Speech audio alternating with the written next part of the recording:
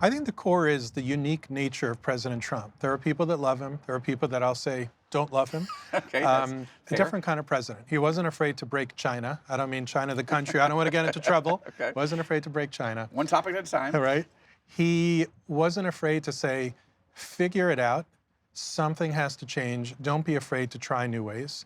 He earned the trust of the region, the entire region. When we came into the region, the people felt betrayed by the prior administration. And he Because saw of the Iran deal, tilting especially because all of of the U.S. Iran policy deal. towards our worst enemies, Yep. and basically throwing or feeling that Israel and the Arab world was thrown under the bus in secret negotiations to give $150 billion to our worst enemies. That's right. And you hit the nail on the head. Everyone always speaks about how Israel is threatened by Iran. And of course it is. I should say the Iranian regime. Of course it is. Iran wants to wipe Israel off the map. But you know what they want to do next? They want to attack the rest of the region. They want to move into all these beautiful cities built in the Gulf, that are being built in the Gulf. Then, of course, they want to attack Iran. And President Trump understood that, and the region saw in him somebody who understood them and who wanted to protect them. We had to earn the trust of the leadership, and the way we earned the trust of the leadership was the unique thinking and backing of President Trump.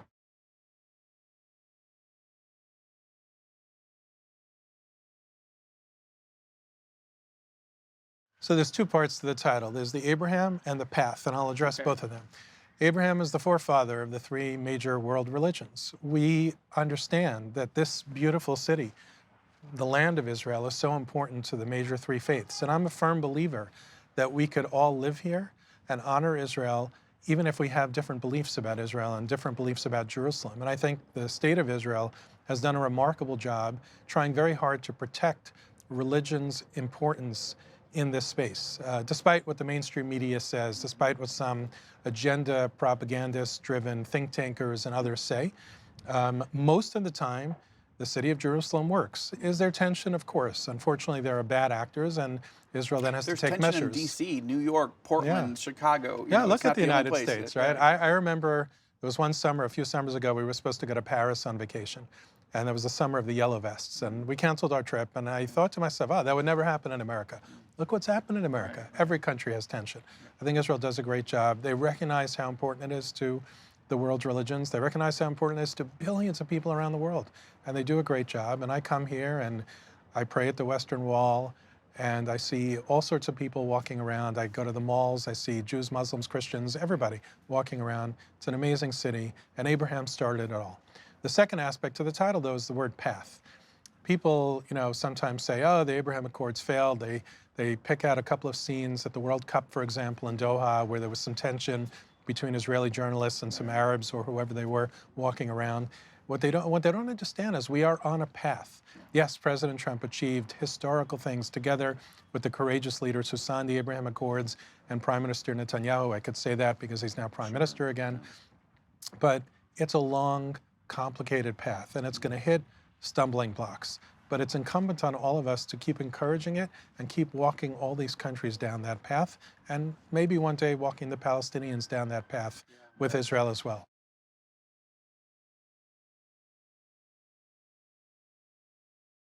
Well, I was blessed to be able to be in this role, and to me, watching the state of Israel, I mean, I was only born in '67, but obviously Israel started years before that. A pretty important year, as it turns out. Yes, indeed. To watch Israel against all odds, being attacked from the moment, even before its existence, terror attacks, war, etc., to become this thriving democracy, a tech hub of the world, a powerful nation, a nation that does good all around the world, a nation that's now recognized by the region as being an important partner. Some recognize it out loud, like the Abraham Accords countries. Others, who I like to call not yet Abraham Accords signing countries, recognize it, do business with them quietly where needed. It's really quite an amazing thing to watch, and there's no question that God had an important role in this. Without God, none of this would have happened. And what people miss is religion is so important to this region, not just Israel, all the countries around Israel. Yes, there are people who observe whatever their faith is. There are those who may not observe, but they all believe in God.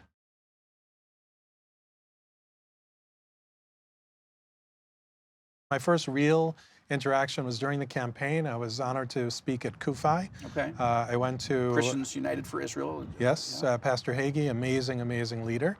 I spoke at a luncheon, and even before I spoke, what impressed me is my kids at the time, my oldest kids were about, And you have a lot of them. I have six plus kids, two yeah. sons-in-law, so Yeah, let's great. say 8. That's nice. There was a high school student who was probably around the age of my triplets at the time, junior, senior in high school.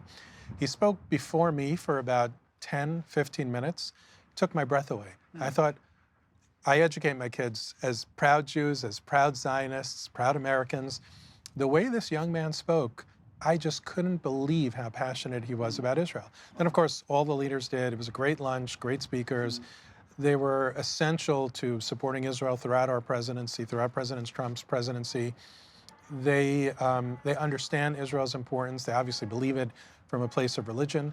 I can say only the best things about the community and how important they are, both to the American society, but also to Israel.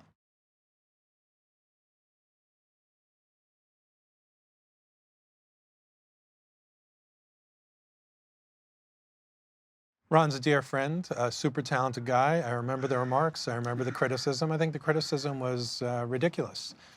He's stating fact. The evangelical community is critical to the state of Israel. They play a hugely important role. I think his remarks were exactly on target, and they weren't meant to diminish the Jewish community's role. The Jewish community's role is also critical. But I think his remarks made some among the Jewish community uncomfortable. Perhaps like me, and I guess you say David, they don't know the evangelical community yet. They should.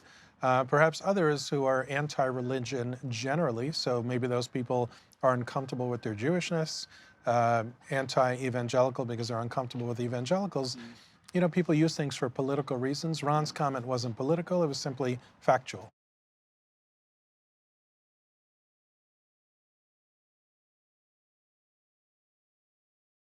Well, it was really going back to the John Kerry quote, completely the opposite of what he said. Yes, it's true, maybe at the first meeting or so, some of these leaders in the region were saying, Israel. You know, they whispered it. They didn't say Zionist regime or any of the nonsense that used to be used decades ago. Zionist entity. If they hate us. They were honest about Israel. They understood Israel's importance. They understood they were all sort of in the same boat, all trying to make a positive impact on the world, all trying to bring their societies to a completely new place, understanding where oil has its role and where oil may not have its role in the future. And we were picking up on these green shoots of a desire to have a relationship with Israel. How far it would go, we didn't know. In fact, by the time I left the White House, we weren't sure if there would ever be something like the Abraham Accords.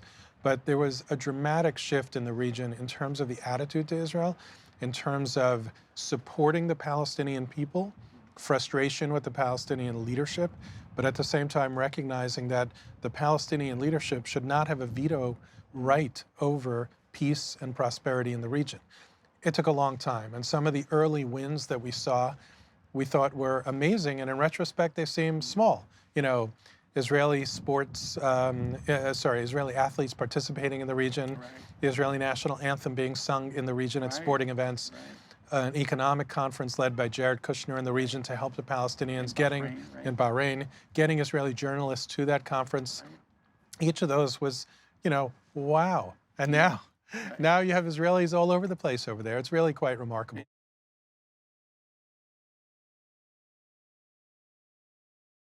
Well, let me address Jordan and Egypt for a second. Okay. It's a mistake. It's very unfortunate that they have not made their ties to Israel the way these new peace agreement countries have made ties. Different reasons, and I think Egypt has stronger ties.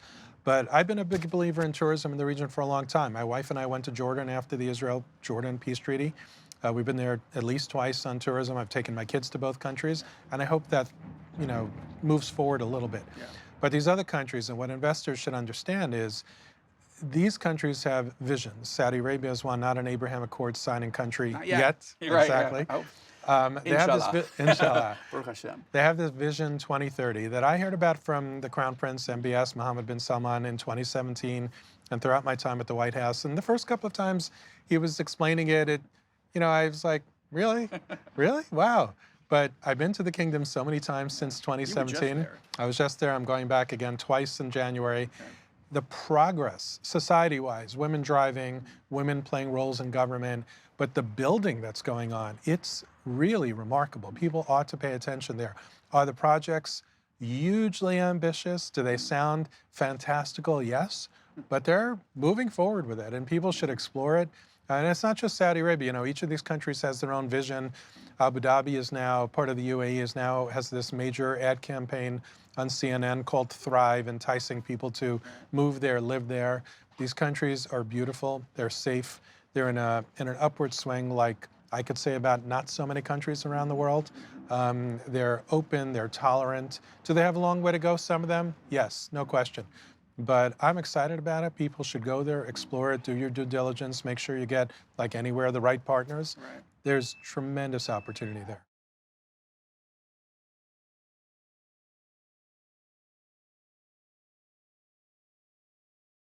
I think Israelis made the mistake initially of thinking that Gulf money is just going to pour into Israel.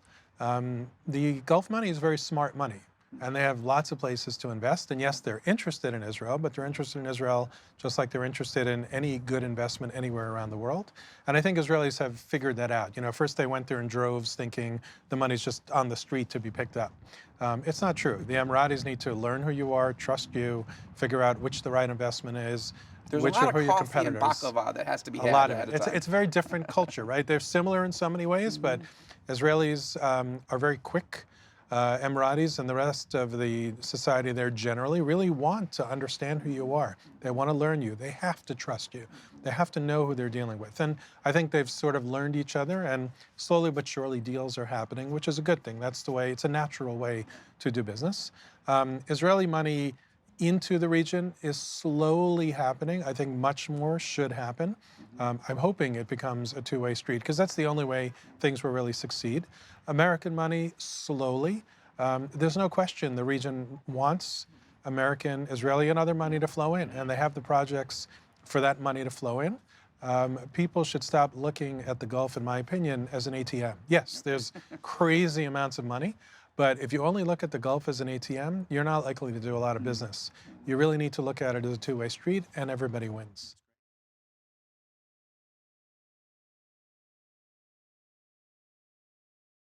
So first of all, Prime Minister Netanyahu does not get the credit he deserves for starting us on the path to Abraham. He thought about this a long time ago. He raised it with us. You know, at first we were a bit skeptical. He actually raised it in his book. He says he was trying to push Trump to almost skip the Palestinians and go right to the Gulf countries. He thought a deal was ripe. Right, and it's an accurate story. He wasn't trying to just push the Palestinians out, but he was skeptical, it turned out rightly so, about potential peace between Israel and the Palestinians. It wasn't, I think if we would have skipped over it, it would have been a mistake, and I'm not sure we would have reached the Abraham Accords, but there's no question he set into motion the concept, and we were very fortunate for that. I think Israel's lucky because he will be a good steward, if not to reach an Abraham Accords with some of the other countries, perhaps Saudi Arabia, to begin to strengthen those ties. But none of it will happen without, of course, the Crown Prince, Mohammed bin Salman. I like to look at it a little bit differently. I get I'm often asked, will Saudi be the next country to do it? And I say, let's leave the Abraham Accords on the side for a moment. Let's discuss what Saudi has done. So when President Trump released the Peace to Prosperity plan between Israel and the Palestinians, which ultimately failed, Saudi issued a phenomenal statement. They didn't go back to the decades-old talking points that the Palestinians and the Europeans and others use. They were positive comments. When the Abraham Accords were signed, Saudi opened up air corridors between Israel and Bahrain and Israel and the UAE. This past summer, July 2022, they opened up all the airspace to all countries, including Israel, right? Step by step, they're making these important steps. And I think we need to, first of all, recognize that, be grateful for what they're doing, and give them the time and space they need to move in that direction. I think they're heading in that direction. Anything can change. The Abraham Accords happened suddenly, even though it's years in the making, but it just takes something to let that last puzzle piece click into place. I'm bullish about it. I'm not bullish necessarily that they're going to sign something. The world has become a crazier place since President Trump left office. That's not an anti-Biden comment. That's just the nature of what's happened.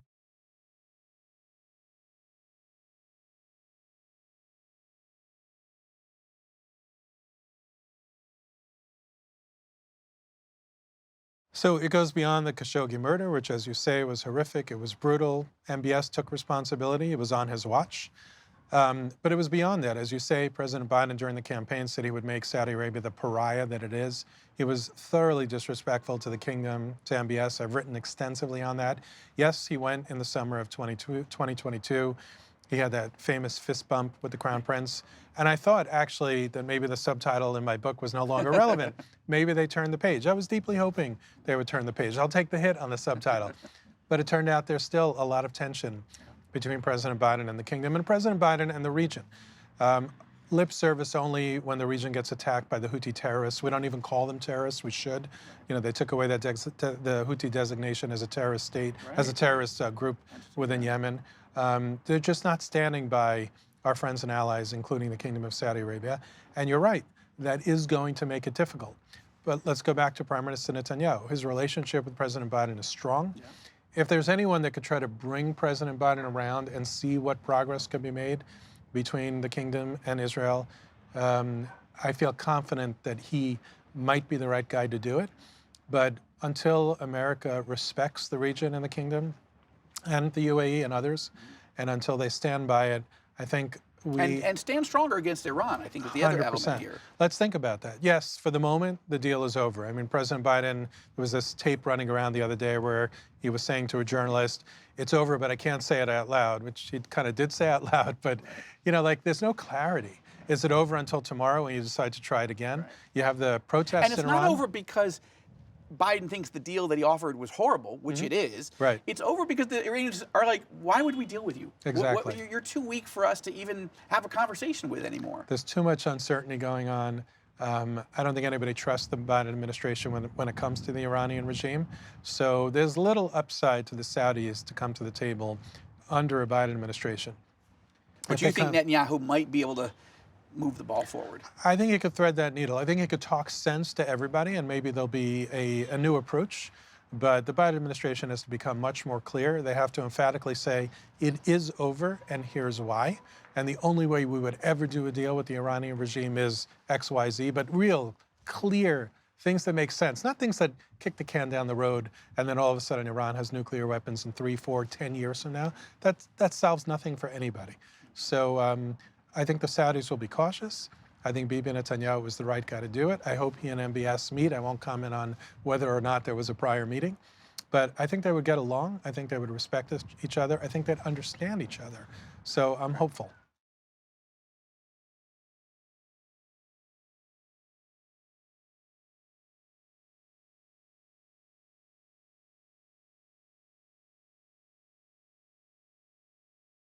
It was a realistic, implementable plan. When we read things like the Arab Peace Initiative or any of the other principle-based things sound beautiful and wonderful and they touch your heart, but they say nothing. What we put together was a very specific, detailed plan of how things could be. It was embraced by Bibi Netanyahu, not happily, right? You know, there was a lot of like compromises, about it, yeah. 100%. He got criticized. We got criticized by some segments of Israel society, but it was understandable by everybody, and it was somewhat welcomed by certain Arab countries and mostly not Europeans. As a starting point. As a starting point. Let's discuss this. Let's negotiate this. But the Palestinian leadership... Including an economic element, $50 billion of pledged investments from the region, including the Arab world, saying let's create actual jobs, let's create desalination plants, let's create factories, let's build a Palestinian economy that can create a real... source of hope and a future. 100%. That was Jared Kushner led that role. It was very, very important because our view was you can't have peace if you don't have economic success. So let's work on them in tandem. It was rejected by Palestinian leadership. You have to remember there's two Palestinian leaderships. The terrorist thugs, the Iranian puppets in Gaza who subjugate 2 million Palestinians. Everybody blames Israel and a little bit Egypt for the suffering in Gaza. It's all because of Hamas and Palestinian Islamic Jihad and other militant groups. Gave them the whole. It should be a paradise right now. It should be a Palestinian paradise, and it's a hellhole. And then you have Ramallah, and you have the Prime Minister of the Palestinians who said he expects or he wants the peace plan to be born dead before ever reading a word about it. So they weren't interested in reading it. They weren't interested in peace. They weren't interested in trying to negotiate it. Our view was, if you don't like what's in the plan, sit down, talk, negotiate as hard as you want. So why did you do it when many people told you they're not, the Palestinian leadership is not interested. Maybe the people are, but the leadership is not. Why did President Trump pursue it? Because we were hopeful. Throughout 2017, until President Trump made his courageous historic announcement recognizing Jerusalem as the capital, we were led to believe by the Palestinian leadership in Ramallah that there was a chance. Okay. We took them as sincere people, and I'm not saying they were insincere, but we felt that it was worth the time. Understanding the conflict, educating ourselves, educating the world about the conflict, so much of what we put in that plan and so much of our public diplomacy about the conflict was taking away the old talking points that in many ways were manipulative, weren't truthful, and saying, here's the situation, and here's a solution, and let's talk about it. I think it's a historic plan. I hope that one day whoever occupies the Oval Office, it doesn't matter, what political party they're from, they should dust it off. I'm sad to say that the current White House removed the plan from the website of the White House. They should dust it off. They should use it as a starting point. We learned so much. Yeah. Clearly, the region trusted us, except Hamas, maybe even the Palestinian Authority, though I think that they have good parts to them that should be nurtured. But the region trusted us. I think they trusted the plan, and I think it could be a building block for a potential solution. First of all, I can't say enough great things about Sheikh Mohammed bin Zayed, Sheikh Abdullah, the foreign minister, yes. Yusuf Al-Attaiba, my friend, the ambassador.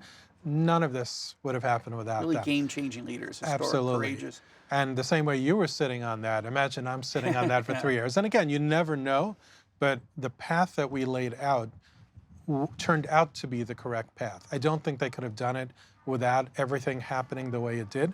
Clearly, they and we wanted a solution with the Palestinians, between the Palestinians and Israel. It was not to be, sadly, tragically. But they all recognized, Sheikh Mohammed bin Zayed and others recognized that this is essential for the national security of the entire region. And they were courageous enough to jump on it. And you can see the strength of it. People are saying, oh, with the new Israeli government, what's going to happen? Everything's going to fall apart. On the contrary. They're leaning in. They're leaning in. Meeting with some of the most controversial figures that are emerging in this cabinet. People are saying, oh, Ben Gvir and Smotrich, and it's all going to fall apart. You had national days of the UAE and Bahrain here in Israel, and those guys were invited. I believe they may have attended, I'm not sure. It's the complete opposite of what you read in the mainstream papers. Is it manipulative? I don't know. Is it that there's a lack of understanding? I don't know. But you know who understands it? The UAE understands it. Israel understands it. Saudi Arabia understands it. Qatar. Everybody understands how this region works here. It's back home that some people don't understand it. Don't believe what you read in some of the mainstream papers because they don't get it. Read all Israel news, all Arab news, and watch the Rosenberg report.